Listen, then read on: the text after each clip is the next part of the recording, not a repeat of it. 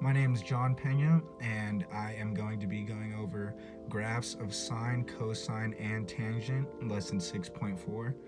Today's objectives are find the amplitude and period for sine, cosine, or tangent functions, and write equations of sine, cosine, or tangent functions given the amplitude and period.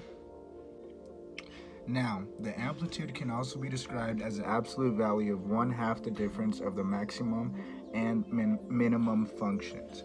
So, as you can see right here,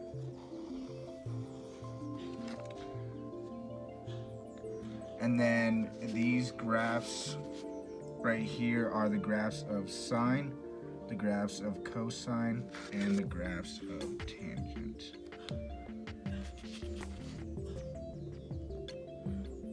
Now, to put this into application, we're going to move on to our first example. State the amplitude and period for the function y equals 1/2 sine 4 times theta. Then graph the function.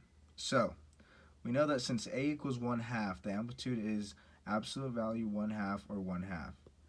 Since k equals 4, the period is 2 pi over 4 or pi over 2.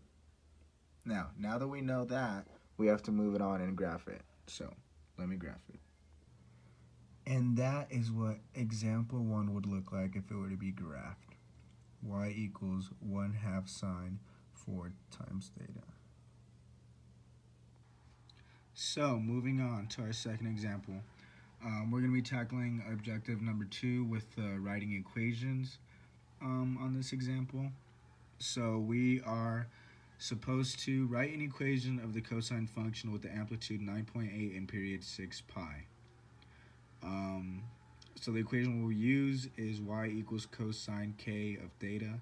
So first we have to find the possible values for a with an amplitude of 9.8, or for an amplitude of 9.8, sorry. So I know that a equals 9.8 or negative 9.8. So now that we know that there's a negative and a positive, there's obviously going to be two possible equations.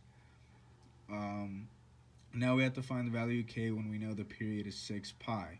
So, the period of a cosine function is 2 pi over k, so we have to plug that in along with the 6 pi. So we get 2 pi over k equals 6 pi. So, once we put that into application, we get k equals 2 pi over 6 pi, which equals 1/3. So, the possible equations are y equals 9.8 cosine 1/3 theta, or y equals negative 9.8 cosine 1/3 theta,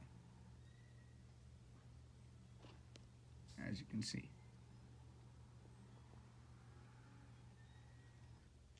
So, for our final example, we are going to graph a tangent function. Now, the equation we are given is y equals 4 tangent x. Now, for period of a tangent function is the distance between any two consecutive vertical asymptotes. Now, if we look at the back, I already drew it out. As you can see here is the equation put into application once it is graphed out. As you can see, the period is pi, and there is no amplitude because with tangent functions there's no minimum or maximum. So